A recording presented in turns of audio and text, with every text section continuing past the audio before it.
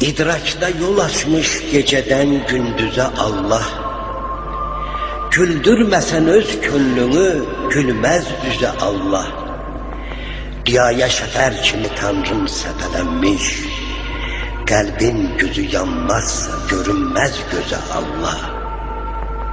Allah bilirik cismi değil, bəs nedir Allah?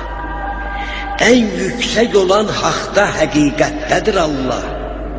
Dondunsa tekamül ve güzellik qabağında, der ki bu təəccübdə, bu heyrətdədir Allah. Bildik, bilirik, gizlidir insandaki kudret. Herkes onu fəhmetməsə, acizdir o əlbət. İnsanın əzəl borcudur insanlığa hürmət.